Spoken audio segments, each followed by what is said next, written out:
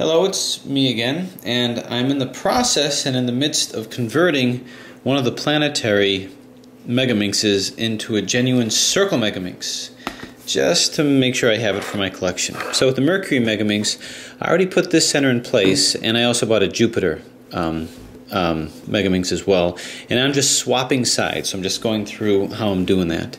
Normally this one was supposed to be non-stationary, non-bandaged, but I actually made it to where it moves with that.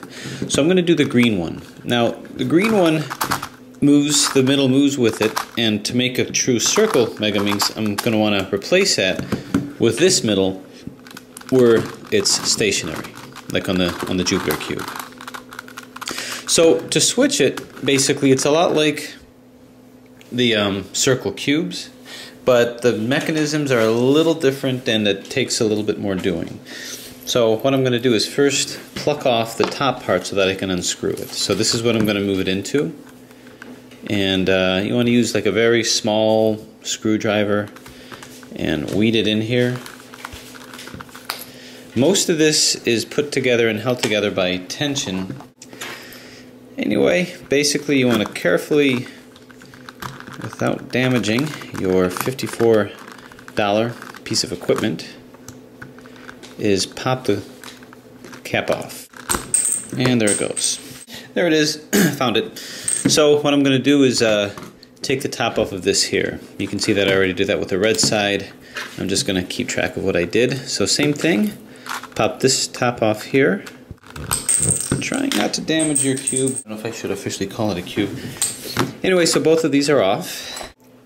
So now we're going to switch these two, and this will be a good opportunity to see what the insides look like. So I'm going to take this fixed side, this non-fixed side, and replace it with this side over here.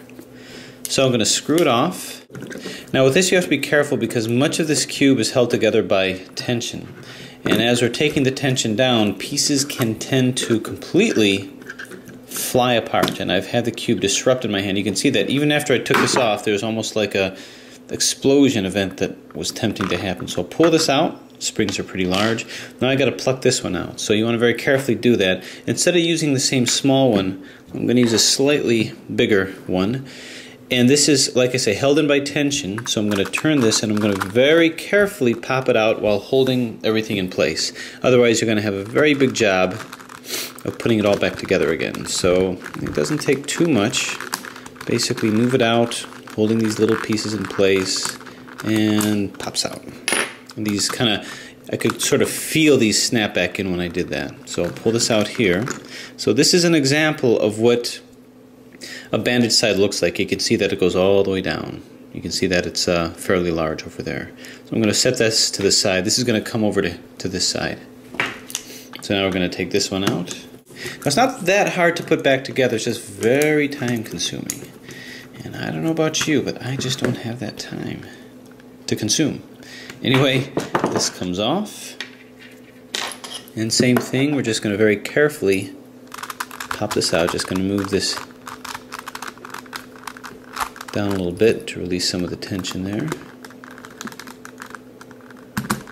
And I'm just going to very carefully, cautiously, without causing any major explosions, pop this out. Okay, so here's an example of what the fixed centers look like, or the non-fixed centers look like. So you can see the difference here. Ta-da. So this one goes all the way down, and that keeps the centers in place. That keeps the centers fixed or bandaged. This one only goes part of the way down, so that way the centers can turn with it. So I'm just going to flip these two together, and I'm going to put this one in here. Now, when putting it back in, it doesn't fit cleanly in at first. I'm just going to slide it in. So notice that it doesn't fit in. You sort of have to push it in, and it's easier than it sounds. Really just kind of put a little bit of force, make sure you're holding it, and it snaps in. A little bit of elbow grease, and it just kind of pops in. There we go. Screw back in, get the screwdriver, and just kind of play with it a little bit. So now, although this was fixed before, or non-fixed before, now it works pretty well like that as a circle center. And that's pretty much what I'm going to do for all the rest of them. There, see, now that moves even more freely. And really just put this back on, and lo and behold, there you go. And then just do the same thing with all the rest, which is what I'm going to do. Now, what to do about this one? Well, remember when I talked about making a twisty-turny cross cube thing? I am actually in the process, you can see this came out here, of doing just that. And I hesitate to show it, but as you can see, it actually turns much easier when all the caps are on, but I'm in the process of doing that. I've not seen that before. The only problem is, normally what I would do is I would use this and cut it down, but the problem is that the screws won't fit in anymore after that, so I have to think of some other way to do that. But I'm just going to set that to the side for now, so that's how to do it. More on that later. Here's a better example of what I mean now that I put that back in place, that when shaving it down, you can actually create a crossed cube effect, and it works pretty well. You can move another side in and actually do the same thing. So, it works pretty well. The only problem is that there is a large degree of instability in the way that I did it, so I'm not going to show you exactly how I did it because I'm going to risk having you ruin a cube. But to those who want to do it, who want to take a chance, this is more proof of concept. It actually moves a lot better than it's seeming, but there you go. Okay, here's the finished product. It actually took me a lot less time than I thought, but as you can see, now with doing that, every side basically has a fixed center. So it's converted into a complete circle megaminx, or what you can call a sun megaminx, where everything is in the middle. So it works pretty well. This other one here, again, I'm going to kind of be in the process of converting it into a cross megaminx where I can move these sides here. Again, just for the purposes of having for the collection.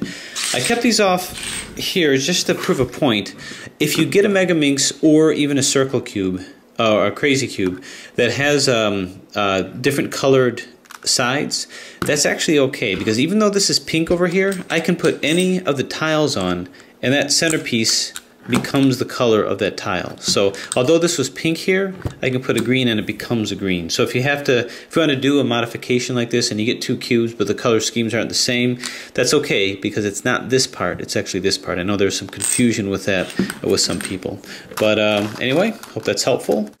And in the true spirit of fiddling and playing around with things, hopefully not messing it up, I have a circle megaminx. There's an actual bona fide circle megaminx.